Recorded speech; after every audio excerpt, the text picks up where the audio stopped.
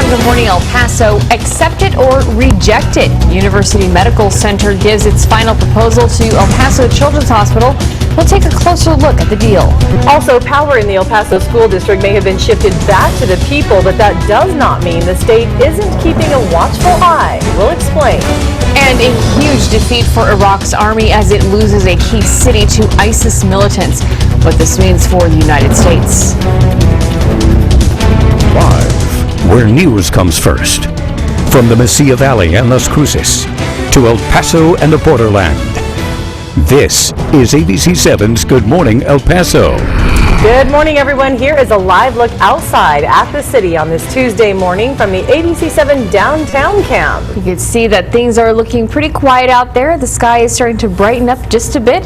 And of course, yesterday we saw some winds. Can we expect the same today? Yeah, we felt the heat too. We'll talk to Crystal, but first, welcome back to Good Morning El Paso, everyone. I'm Hillary Floren. And I'm Stephanie Valle. It is 6 o'clock, 6:01 to be exact, and it is Tuesday morning, so let's get right to our forecast. Let's do it. Another hot one on tap, Crystal? Another hot one on tap. We are looking at conditions pretty similar to yesterday, except we're taking away that chance of rain. Temperatures, they're sitting right now at 71 in El Paso. We've seen the temperature drop a couple of degrees over the last few hours, but this temperature of 71 is a fairly warm, so to speak, start for your morning. Well, winds are now at 8 miles per hour. They've weakened a little as well. Throughout today, we'll be breezy to windy in your afternoon. Las Cruces, calm at 56 degrees. The sun is just starting to rise, and we will see our temperature begin rising with that rising sun.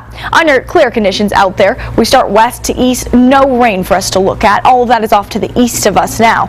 Will we see more rain today? No, but in the days to come, could we see some showers pick up? We'll look at that with your latest future track model in just a few minutes. All right, thank you so much, Crystal. Well, this morning, El Paso Children's Hospital is looking at its final offer from University Medical Center. It was unanimously approved yesterday, and now another deadline looms. Children's has until this Friday to decide if it will accept. Good morning, El Paso's Denise Olivas is live with more on this story. Denise. With this latest agreement, or proposal I should say, UMC is basically saying take it or leave it. And the new closing date for this new term sheet is set for June 5th at 12:01 a.m. or unless they agree on another date that's agreed on by both parties. But the UMC board chair did tell us that they do have to accept it by this Friday. Initially, UMC has said in the past that Children's owed it more than $90 million after it stopped paying UMC for rent and services last spring. ABC7 was the first to raise this concern and this issue. Later, both hospitals came to an agreement that Children's would come under the UMC umbrella while remaining a separate hospital, but still owe UMC almost $50 million. UMC would write off the other $40 million as capital investment, and that is still in this latest agreement. So now to other terms that are included. Children's can't issue raises, bonuses, or promotions from now until the closing date of the agreement. And UMC will retain powers and will require prior approval from both boards, the UMC and Children's boards. And decisions to merge or consolidate must still be approved by county commissioners. So all these negotiations have been happening behind closed doors, and UMC board chair Steve DeGroat telling ABC7 that he hopes Children's agrees, while a Children's spokeswoman would not comment or give ABC7 any comment after yesterday's meeting. So again, if this is agreed upon and Children's says, okay, we'll take the agreement, there's still more work to be done. It still has to go before county commissioners, and then a formal contract still has to be written out and of course signed. So of course we'll be keeping track of this developing story. For now, we're live in South Central El Paso. Denise Olivas, ABC7. Thanks so much, Denise. Shifting the power back to the people. After being rocked by a cheating scandal 2 years ago, the El Paso School District is back under an elected board of trustees.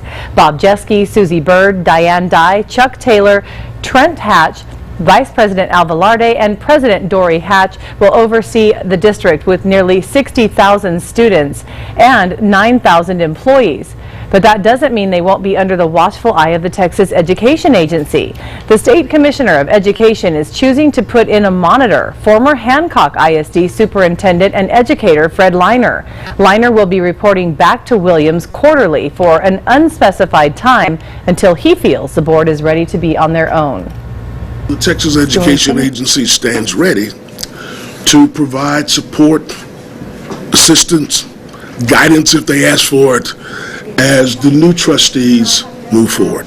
And it is not unusual for a monitor to say, you know, they're all right. They don't need my help anymore. That was an error. That should have said Dory Fennenbach. The trustees will be attending trainings, including meeting with the superintendent June 2nd and budget workshops throughout the month. Now, their first tasks will be to set a budget and a tax rate before the school year begins.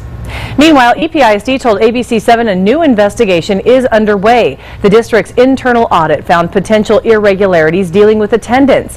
EPISD self-reported its findings to the TEA, who is now handling this investigation. And Hillary, as for former EPISD Superintendent Lorenzo Garcia, court documents show he now lives in Houston and he's working for a roofing company.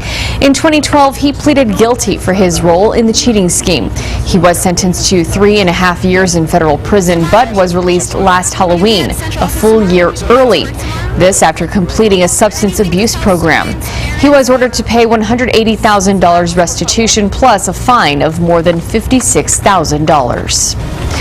To our New Mexico mobile newsroom now. Las Crucens could see an increase in their electric bills as El Paso Electric is requesting a rate hike.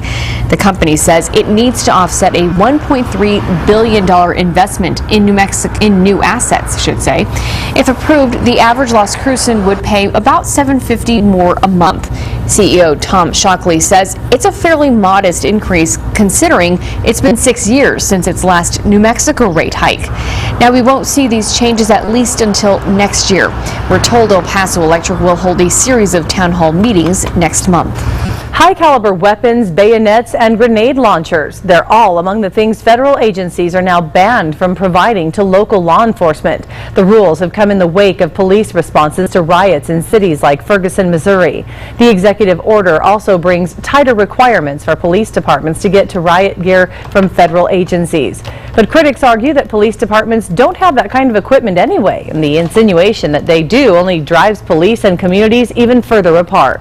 If the president knows that we don't have grenade launchers and tracked armored vehicles, then why would he even mention it? It's not about the equipment, it's about the distraction of talking about military equipment like it's really deployed. Police departments can still get items like drones and riot gear, albeit under tighter requirements. For items on the banned list, they can get those from private sellers instead of reaching out to the federal government. To the latest on ISIS now. The Iraqi army is regrouping this morning after losing the battle for a key city to the terrorist group. ISIS militants are now celebrating in the streets of Ramadi after seizing the city.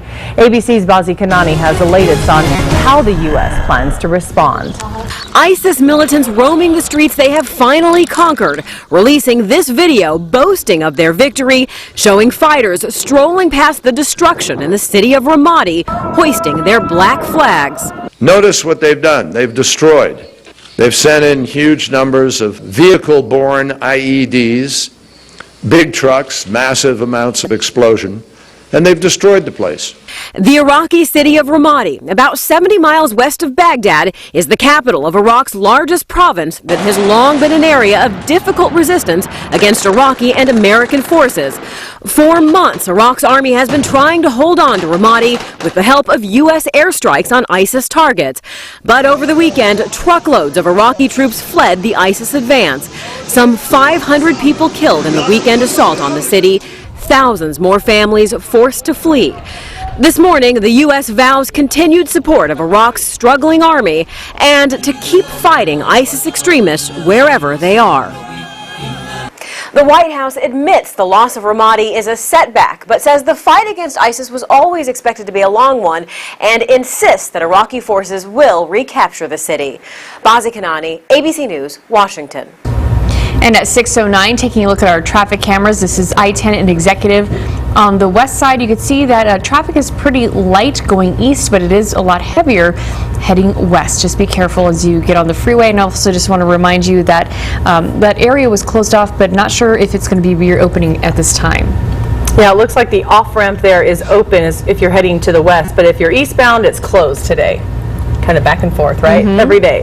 The former Juarez police chief is still recovering this morning from an attack near the border. And coming up, who he believes is responsible.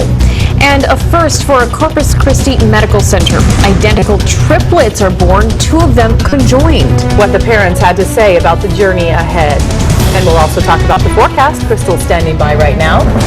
We're expecting those winds to pick back up this afternoon. Will it be stronger or lighter than yesterday? And how much longer could the winds last? All those answers are after your break. Thanks, Crystal. This is ABC 7, where news comes first.